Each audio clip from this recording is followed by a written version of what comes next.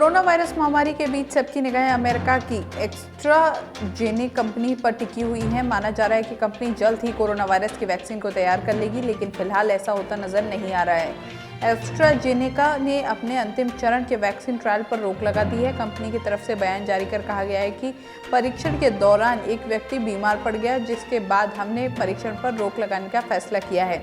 बयान में कहा गया है कि एक रूटीन रुकावट है, क्योंकि परीक्षण में शामिल व्यक्ति की बीमारी के बारे में अभी तक ज़्यादा जानकारी हासिल नहीं हुई है। इस पर समीक्षा के बाद ही परीक्षण को आगे बढ़ाया जाएगा। उच्चतम न्यायालय ने 13 सितंबर को होने वाली नीट परीक्षा को स्थगित या रद्द करने का अनुरोध करने वाली याचिकाओं पर बुधवार को सुनवाई से इनकार कर दिया। न्यायमूर्ति अशोक भूषण की अगुवाई वाली पीठ ने कहा कि प्राधिकारी चिकित्सा पाठ्यक्रमों में दाखिलों के लिए कोविड-19 वैश्विक महामारी के बीच नीट परीक्षा कराने के लिए सभी आवश्यक कदम उठाएंगे। पीठ ने कहा, माफ कीजिए, हम सुनवाई नहीं करना चाहते हैं। न्यायालय ने नीट और जेईई की परीक्षा की अनुमति देने संबंधी 17 अगस्त के उसके आदेश पर पुनर्विचार के लिए गैर भाजपा शासित 6 राज्यों में मंत्रियों की याचिका सहित सभी याचिकाएं 4 सितंबर को खारिज कर दी थी, जिसके साथ ही नीट और जेईई परीक्षा का रास्ता साफ हो गया था। सुप्रीम कोर्ट ने बुधवार को देश भर के सभी धार्मिक स्थलों को खोलने की मांग करने वाली याचिका पर केंद्र से जवाब मांगा है। गौरतलब है कि कोरोना वायरस महामारी के चलते देश भर में धार्मिक स्थल बंद है या पहुंच के लिए प्रतिबंधित हैं। कोर्ट ने इस याचिका पर केंद्र और राज्य सरकारों को नोटिस जारी किया है। मुख्य न्यायाधीश एस.ए. बोबड़े की अध्यक्षता वाली पीठ ने अहमदाबाद स्थित गीतार्थ गंगा ट्रस्ट की याचिका पर गृह मंत्रालय को नोटिस जारी कर देश में पूजा स्थल खोलने की मांग की। वीडियो कॉन्फ्रेंसिंग के माध्यम से हुई सुनवाई में पीठ ने कहा कि हम केवल संभावना तलाशने के लिए नोटिस जारी कर रहे हैं। इस पीठ में जस्टिस ए.एस. बोपन्ना और बी. राम सुब्रमण्यम भी शामिल थे। बॉलीवुड अभिनेत्री कंगना रनौत के मुंबई पहुंचने से पहले ही बीएमसी ने उनके बांद्रा स्थित बंगले में अवैध निर्माण को गिरा दिया। इस कार्रवाई के खिलाफ कंगना ने हाईकोर्ट में याचिका दायर की है, जिस पर सुनवाई करते हुए हाईकोर्ट ने बीएमसी की कार्रवाई पर रोक लगा दी है। बीएमसी की टीम बुलडोजर और उत्खनन वाली मशीनें लेकर बांद्रा के पाली हिल बंगले पर पहुंची और महानगर पालिका की बिना मंजूरी के इमारत में की गई फेरबदल वाले ढांचे को गिरा दिया। 14 सितंबर से संसद का मानसून सत्र शुरू होने वाला है। सत्र के पहले ही दिन राज्यसभा के लिए उपसभापति का चुनाव होना है। ऐसे में जनता दल यूनाइटेड के राज्यसभा सांसद हरिवंश नारायण सिंह ने एनडीए की ओर से उपसभापति के उम्मीदवार के तौर पर नामांकन भर दिया है। राज्यसभा में एनडीए के पास अभी भी बहुमत का आंकड़ा है, इसलिए हरिवंश नारायण सिंह के चुनाव जीतने की संभावनाएं भी बढ़ गई हैं। इस चुनाव से पहले भारतीय जनता पार्टी ने अपने राज्यसभा के सभी सांसदों के लिए व्हीप जारी किया था और 14 सितंबर को सदन में उपस्थित रहने को कहा था।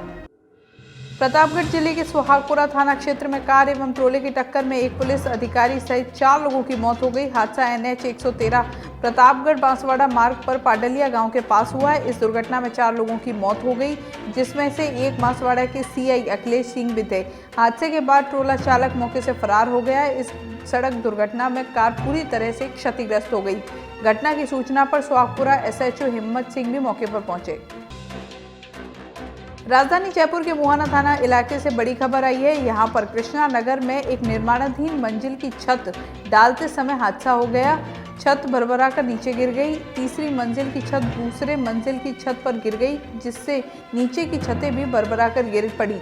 हादसे की सूचना पर सिविल डिफेंस की टीम मौके पर पहुंची। क्रेन की सहायता से बचाव और राहत शुरू किया गया। बड़ी संख्या में पुलिस बल भी मौके पर पहुंची। पुलिस जांच में जुटी है। यह हादसा किसकी लापरवाही से हुआ है। सिविल डिफेंस की टीम ने किसी भी मजदूर के मलबे में फंसे होने की आशंका के चलते सर्च किया, लेकिन अंदर कोई भी फंसा हुआ नहीं मिला। राजस्थान हाईकोर्ट ने राजकीय झालावाड़ हॉस्पिटल में नर्सिंग कर्मियों को छुट्टी के बाद ड्यूटी ज्वाइन नहीं कराने पर राज्य सरकार और चिकित्सा एवं स्वास्थ्य विभाग को नोटिस जारी कर तलब किया है। न्यायाधीश अशोक गौड़ ने यह आदेश पवन कुमार जैमिनी की याचिका पर दिया। याचिका में कहा गया था कि याचिकाकर्ता की नर्सिंग कर्मी पद पर अप्रैल 2016 में अर्जेंट टेम्परेरी बेसिस पर नियुक्ति हुई थी। याचिकाकर्ता अप्रैल 2019 में आवश्यक कार्य के चलते अधिकारियों से छुट्टी सैंक्शन करवाकर अपने घर गया था। पूर्व में दुर्घटनाग्रस्त होने के कारण अचानक से याचिकाकर्ता की तबीयत खराब हो गई, जिसकी सूचना उसने अपने उच्चाधिकारियों को प्रेरित कर दी थी। मुख्य सचिव राजीव स्वरूप की अध्यक्षता में गठित समिति की शासन सचिवालय के कॉन्फ्रेंस हॉल में आयोजित बैठक में राजस्थान पारदर्शिता एवं जवाबदेही कानून के प्रारूप पर चर्चा की गई। मुख्य सचिव राजीव स्वरूप ने कहा कि नागरिकों को निर्धारित समय सीमा में लोक सेवाएं प्रदान करने के लिए राजस्थान लोक सेवाएं गारंटी अधिनियम और सुनवाई का अधिकार अधिनियम बनाया गया था। उन्होंने कहा कि हमें नए प्रस्तावित कानून को ज्यादा जवाबदेही, पारदर्शी और मजबूत बनाने और प्रभावी मॉनिटरिंग और पर्यवेक्षण की पुख्ता व्यवस्था करने पर आवश्यकता है ताकि आमजन को तय समय पर लोक सेवाएं मुहैया कराना सुनिश्चित किया जा सके। आखिर लंबे समय के बाद राजस्थान विश्वविद्यालय के स्थायी कुलपति मिल ही गया। राजीव जैन राजस्थान विश्वविद्यालय के नए कुलपति बन गए हैं।